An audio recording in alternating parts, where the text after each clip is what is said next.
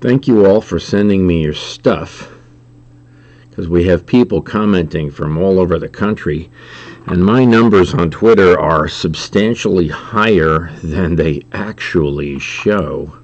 But what I want you to look at, Butler quadruple murder.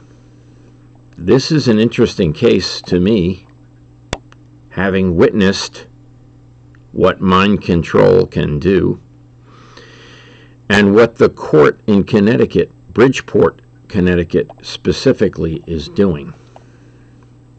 They are using crazy psychiatrists to misdiagnose people.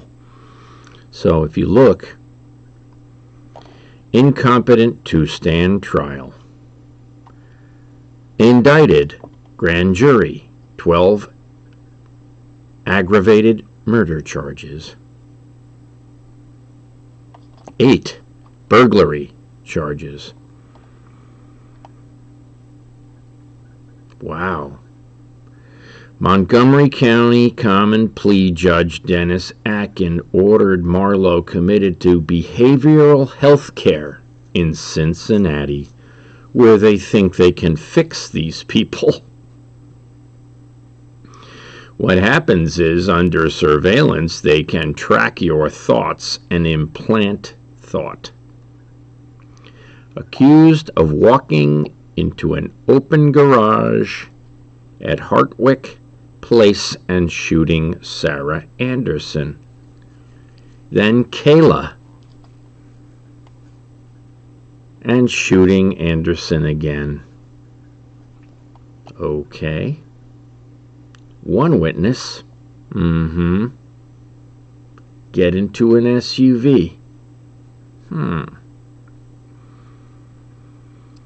Knox's, Kansas, He lived and worked in Chicago.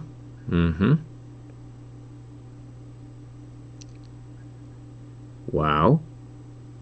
Aggravated burglary. Menacing. Threatening. 5 years probation. Not adequate. Why 5 years probation?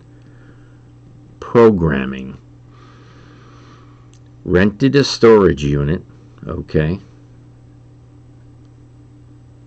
Marlowe found incompetent to stand trial,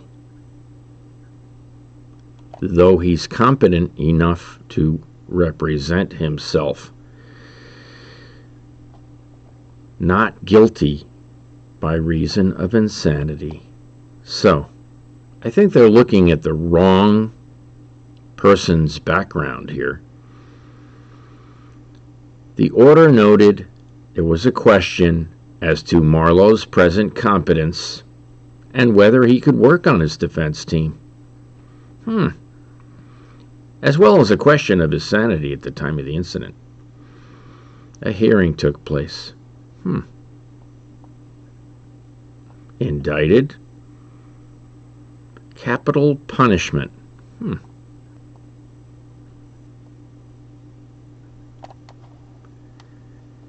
Restore him to competency to stand trial.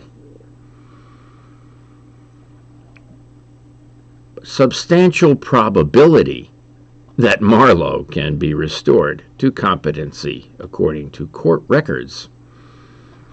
What's the interesting part? Third opinion. Not guilty by reason of insanity.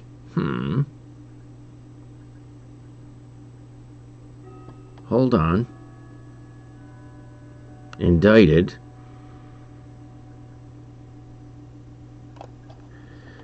Read this paragraph. The manifesto included his name, address, discussed conspiracy theories, which is what Judge Meyer is doing, which is what Judge Bizzuto is doing, which is what Judge Reed is doing. Okay, so when I went to court last week, Judge McShane was sitting behind me in the courtroom making comments.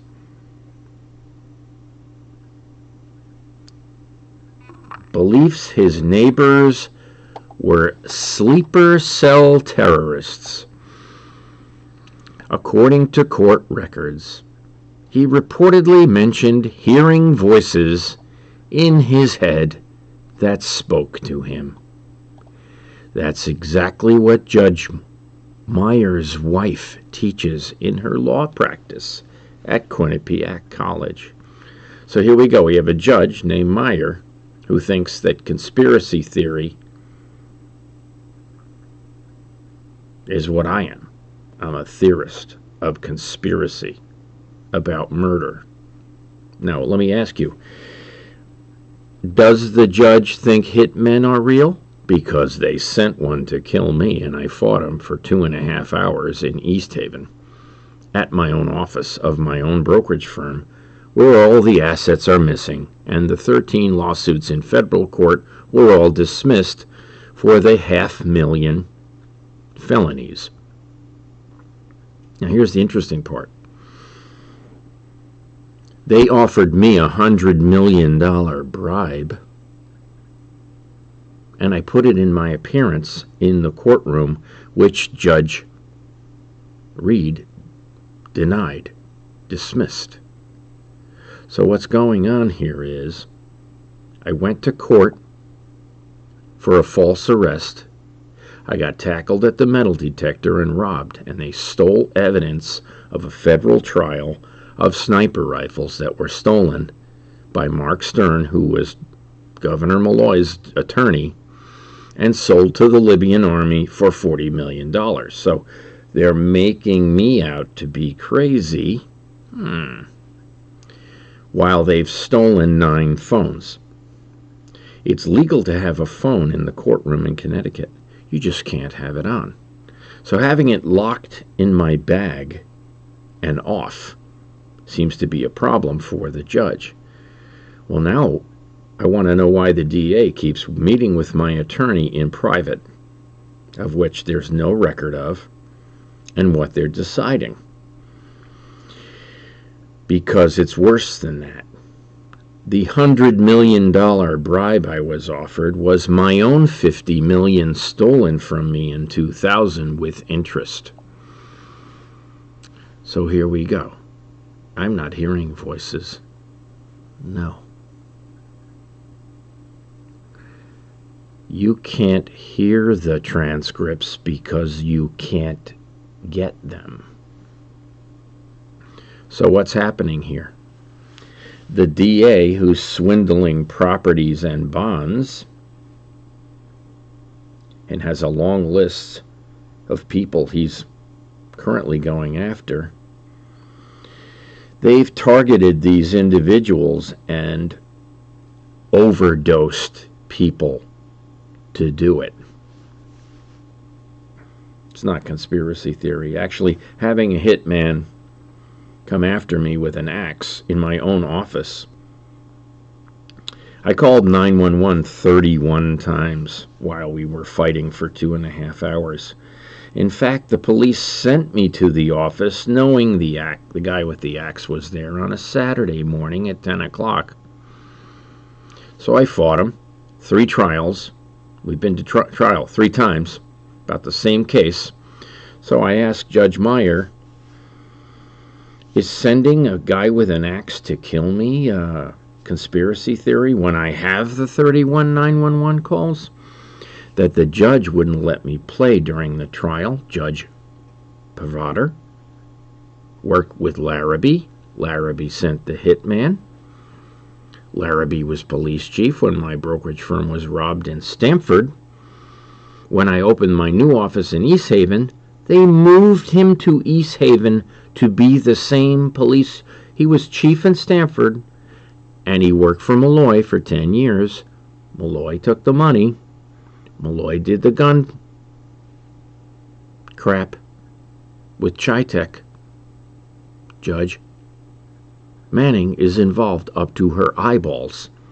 And now the whole conspiracy deals with Blumenthal And Judge Meyer, with shit like this, oh, Mr. Flynn is a conspiracy theorist who had a hitman sent to kill him by the state's attorney, who's defending the people in these trials. So when I say there's a 5G lawsuit in Connecticut that the state's attorney and the attorney general should be defending a person's right not to be radiated to an extreme, where are all the people in Hamden that are obviously suffering from their Wi-Fi being 6 million times the legal limit?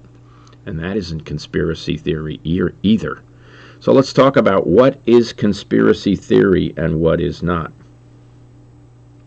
What is not conspiracy theory is that the state of Connecticut sent a hitman to kill me. And now they're covering it up with multiple judges committing felonies, which are Administrative Procedure Act violations of Judge Bizzuto. So now Meyer is protecting Bizzuto, and we're in the appellate court. First of all, I ran for U.S. Senate against Richard Blumenthal. All the votes I got, all of them, are missing. They say I got 0. However, when I ran for U.S. Senate in 2022 against Richard Blumenthal, I asked the voters to take a picture of their ballot and send it to me, and they did. So now I got lots of photographs on phones that the state's attorney is stealing, and I want to know why Sue Hatfield was there. The chairman of the GOP at the time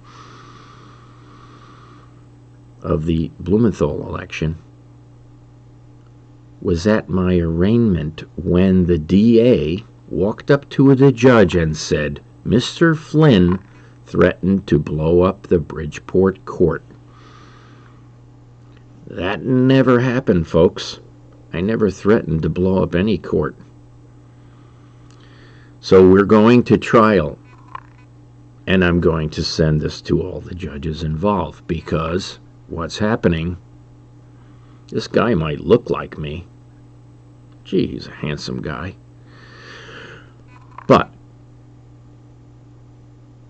I have the 31911 calls, and when you hear them, you will have your mind blown. So this is a great story with victims. Sleeper cell terrorists. Maybe these 28 judges involved are a sleeper cell group of terrorists. They don't believe in the Constitution. We're in the Constitution state. Who's crazy now? Well, share the video. Talk about it. There's other things we need to talk about that are bigger than this. Got a call today from a guy in Connecticut who has so much evidence that I have seen that is true, that can't be false, that it is not conspiracy theory. Actually, it's confidential informants taking bribes from the Connecticut state troopers who are covering up election fraud. And that's not fraud if I have the pictures of the ballots of the votes for me, and the Connecticut state elections enforcement, Matt Blumenthal, son of Richard Blumenthal, rigged his own father's election. Ted Bromley needs to go to jail, and Thomas Gorman needs to put him in jail, because now Thomas Gorman needs to go to jail. So here we go. We got a long list of cabal, dirty swamp, Connecticut assholes that need to go to jail. And the list grows and grows and grows. Here we are. There aren't 30 defendants in 22 CV 01065. No, there are 128, not 30. It's going to be a sad day when Bob Duff goes to prison, because he'll be the only inmate left. We had 18,000 convicts. We're down to 9,000. And by the time I put Bob Duff in prison, he might be the only one. It's going to be lonely. He's going to be with U.S. Senator Murphy. They will be the loneliest two people in the world dropping the soap in the shower at the Connecticut Federal Prison in Danbury. And by the way, we just obtained a gigantic transcript that we're going to highlight pages of all the Suffolk County DAs, mayors, prosecutors, and cops connected to the Gilgo murders, connected to the snuff parties of the police in Suffolk, Long Island, and is the transcript of the federal trial that put all these people in prison conspiracy theory? No. It's a roadmap of what's going on in Westchester County and Fairfield County, as on display